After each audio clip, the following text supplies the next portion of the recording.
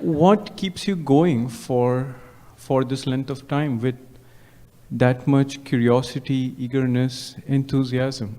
You're talking about Abraham or Esther? About Esther. Well, for Esther, there is nothing more satisfying than these moments where she knows for sure that she's tuned herself to the frequency of Abraham. And then Abraham is able to chew with you on the things that are important to you. It's that seamless feeling of energy flowing with no resistance. There is just not a more delicious experience to be had. The thing that makes this interesting is that the step 1, step 2, step 3 part of the process of creation is all happening all at once here, because you all are bringing the step 1 to it, because Esther's vibration is out of that in that regard. It's like she is awakened and is in that resistance-free zone. She makes sure that for the most part, that's where she is when she shows up here. That's what she means to do, and usually accomplishes in a very good fashion. So you bring the step 1 to the equation. You're asking the things that you're living, the things that are in your vortex. That's what you are bringing primarily to the equation. Abraham brings step 2. In other words, we know what you want. We know where it is. We know what the path between where you are and where you want to be is, you see. And so Esther is the step 3, the allowing part of the equation. In other words, she's practiced the vibration that keeps her conditions out of the experience that allows this whole thing to take place. This is a demonstration of what you all are about all day, every day, you see. So Esther, as she is moving through her life experience, is asking. Life is causing her to ask constantly, and therefore expanding. And of course, Source answers the expansion immediately, so then Esther's work is always to come into alignment with what she's asking for. And so for Esther, the reason that this matters to her is because she is experiencing so many that intoxicated feeling of alignment that she wishes it for everyone. And she wishes it consistently for herself too, you see. It's that you can't go back sort of feeling, that once you experience clarity, confusion will never again do. And once you experience unconditional love, then conditional love never again will do. Once you are consistently in a vibration of alignment, misalignment just will not do. And so it's what it really is, and it's true for all of you. There is a trajectory that you translate into the word path. And it's just as simple as this. When you figure out somehow, some way to release enough resistance, to allow yourself enough realization to find your path, when you find that path that keeps unfolding, that path that keeps calling,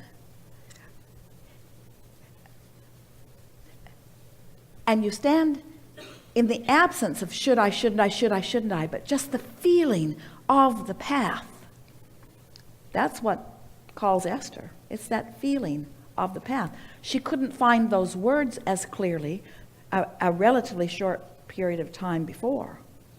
But since what's happening for Esther, and for many of you as well, this sequence of conversation has put her in a place of clarity and joy beyond anything that she had ever lived before, or beyond anything that she even anticipated living before. In other words, you can't really know it until you're living it. But it was this sequence of understanding. She got the concept of law of attraction, you all do, pretty easily. When we added the word momentum to that, it moved it into another place of understanding.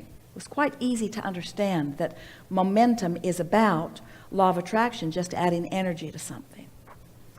She already had come to understand from years before through our conversations about the emotional guidance system and how what negative emotion means and what positive emotion means.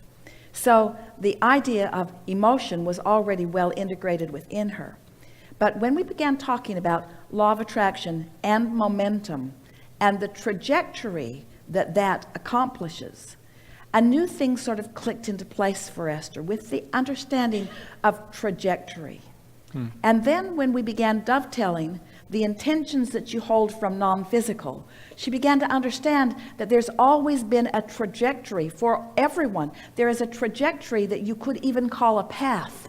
There's this path of intention that you were born with, that you've been adding to as you've been sifting through variety every day of your life experience. So you are dovetailing these trajectories with this dominant path. Are you sort of getting the sense of this?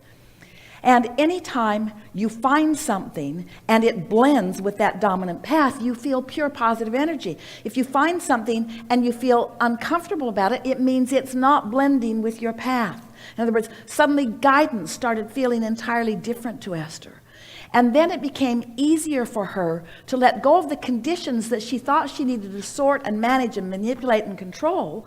Became easier for her to let go of those conditions because she then understood that she had been sifting through those and had come to conclusions as a result of those that she had put into her vortex. In other words, she understood that there was no possibility that she was a mere puppet on a string. She understood that she was a powerful creator who had come forth into this physical experience on a path or a trajectory that when she finds herself in vibrational alignment with it, she feels glorious. And any deviation from it, no matter how great or how small, is just not good enough. So then she began coining words, not necessarily when we were flowing through her. She began observing of herself and saying about herself, and we've repeated it because we find it humorous and accurate. She began saying, I'm finding myself to be a sort of vibrational snob because I am less and less willing to regurgitate those old beliefs that I've picked up along my physical trail that no longer allow me to be on my path. Her path has become the most important thing. So it's really interesting that you say, what is it that inspires or motivates Esther or makes Esther want to continue this? And we say, how could it be any other way for any of you? You have this path that is unfolding, that you are creating and unfolding. In other words, you're putting it out there and then you're finding it, and you're putting it out there and then you're finding it. It is so compelling. When the path feels to you like it is just appearing beneath your feet, when that angst and that controversy and that confusion and that I don't know what way to go is gone from your experience because you've learned how to just take a simple handful of ideas and make them work for you. So what are those? Law of attraction abounds, and it will cause momentum. And when you think a thought, momentum will ensue. And when you think a thought, the source within you is thinking a thought about the same thought that you're thinking. And when source is thinking about the same thought you're thinking, and you are in vibrational alignment with that, then you're on your path and you feel wonderful. And the energy that creates worlds is flowing through you. And what you're doing here and now is meaningful. It's magical. It's unfathomable to those who haven't learned to tap into it. In other words, your ability to focus and accomplish is just off the charts. Everything that everybody wants is about this. Whether it's a material object or a pile of money or a relationship or a place or a circumstance or an event, everything that everyone wants is because you believe you would feel better in the having of it. You believe that in the finding of that you will then be on your path. So then Esther began to understand that it isn't about looking around out there for the path and then figuring out how to get her way to it. It's about creating an atmosphere that allows the path to be inspired through her, you see. To know when you're on your path, to know it unequivocally, to know it undeniably, to know it with certainty. Because, ask yourself the question, which feels better, clarity or confusion? Which feels better, certainty or uncertainty? Which feels better, loving yourself or not? Which feels better, feeling your value or not? Which feels better, knowing who you are or not? In other words, so Esther's just been playing our silly games long enough. Yep. Every process that was ever devised was first offered to Jerry and Esther, or the two of them. And every process, she played with it until she received the vibrational benefit of the process, you see. until she is not at the end of her work here. She's not at the end of her discovery. None of you ever will be. In other words, you could be in a physical life experience, and you could conceivably find enough alignment here in this physical life experience that you could continue to find new things about this physical life experience that inspire you, that you could remain in your bodies long after most people are not remaining in their physical bodies. In other words, if this time-space reality has the wherewithal to inspire within you desire, then this time-space reality has the wherewithal to give it to you, provided you are on the vibrational wavelength that allows it rather than disallows it, you see. No exceptions. And so we are appreciating your awareness of the eagerness that Esther feels for her work. And now we will speak about our eagerness about this work, because when there are more and more of you who are consciously recognizing our intertwining with you in the day-to-day things that you are living. In other words, those thrills that you feel are the thrills that we are feeling, you see. We are so all in this together. We are so all in this together. So in essence, Abraham, if I understand what you just said is, I'm trying to understand why aren't there more people that are making the impact like Esther is? And I guess there because are. Because most people are, there are more and more, but Yes. most people are twirled up in the conditions that they are trying to sort out. So they have themselves in a holding pattern of confusion, trying to decide the rightness and the wrongness. Is gay marriage appropriate or is it not? And if it's appropriate, should they be allowed to marry? What?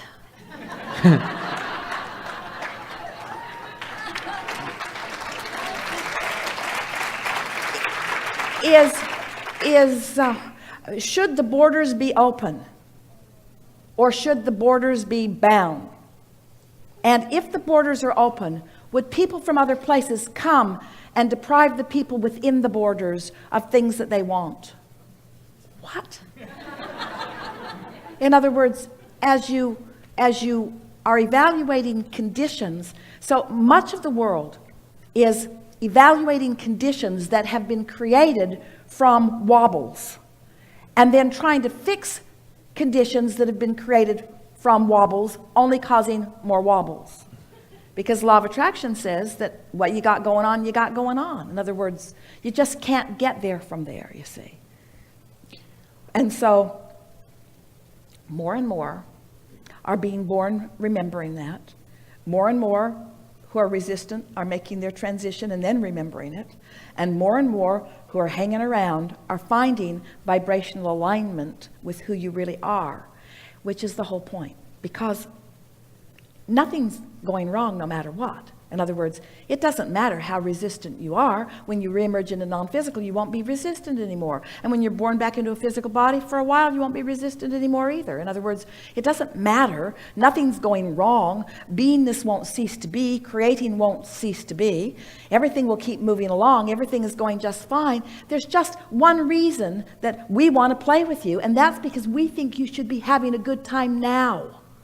We don't think you should have to croak to release resistance. We don't think you should have to do the impossible, which is sort out all the conditions and define which ones are right and which ones are wrong. We think enough bombs have been dropped in an effort to control others who think differently than you do. You have a government that is all tangled up with each other to the point that no one is thinking a clear thought. Their only thought is, your thought can't be right. Your thought can't be right. No, your thought's not right. No, your thought's not right. No, your thought's not right. So nobody's thinking any thoughts except that the other thought isn't right. No one's tapped in to anything that can give them the clear thought, and no one, that's way too strong of word. Because of course there are politicians. Of course there are people in religions. Of course there are people of the world who are in alignment with who they are.